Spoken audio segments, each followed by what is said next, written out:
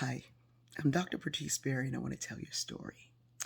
Recently, someone asked me about another person, and they wanted to know from my professional opinion if I thought that person was a racist.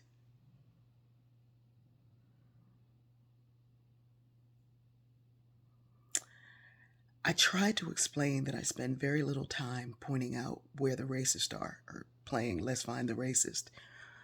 And I spend a lot more time trying to dismantle the racism in the system. Because if someone is holding a glass of water that is tainted and they got it from this well that is tainted, it makes more sense for us to get rid of the well and not try to point at that person. Not to say that we don't need to address people's racism, we absolutely do. But I think what has happened, I'll say in the last 10 years, is we've become so fixated on racism that we've forgotten about prejudice. My granddaughter is 6. Every day she comes in with her new favorite thing. This is the best thing in the whole wide world. There's nothing better. I have a new friend. This is the best friend in the whole wide world. And the next day she's got a whole new thing. She's 6. That's to be expected. But I'm often amazed at how we don't realize our prejudicial and preferential treatment of others leads us to the blind spots that we like to give big names like unconscious bias. What's conscious is your choosing of one thing over the other.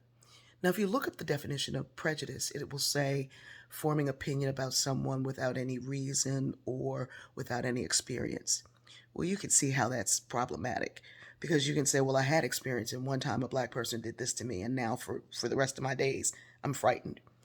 One day I was walking down the street and this woman grabbed her purse when she saw me, and I smiled and I said, "Ma'am, my people never stole nobody's children and sold them into slavery."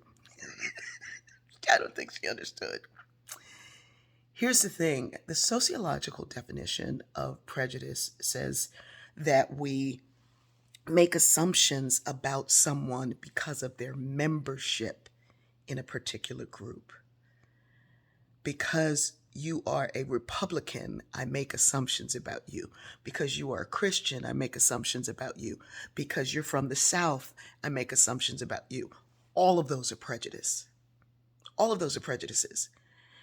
People, particularly my kids make fun of me, but people sometimes get bothered when folks tell me, oh, that is your best work. You haven't seen all of my work, and you don't get to grade my papers. Oh, this is your best. When we start to limit ourselves that way, we begin to blind ourselves to everything else that's coming. In fact, you may as well stop breathing because you've decided you've already done everything that needs to be done, and this is the pinnacle, and this is the point, and you have reached it. There's so much more. There's so much more to see and to learn and to know.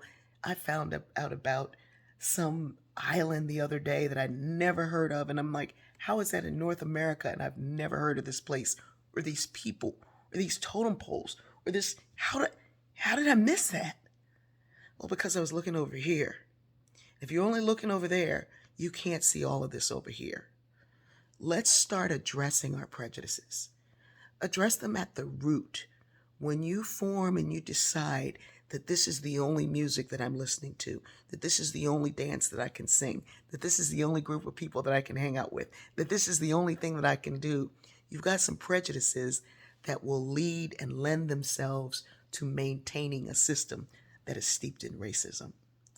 I love you, and I know we're going to get there, but we got to put some stuff down first.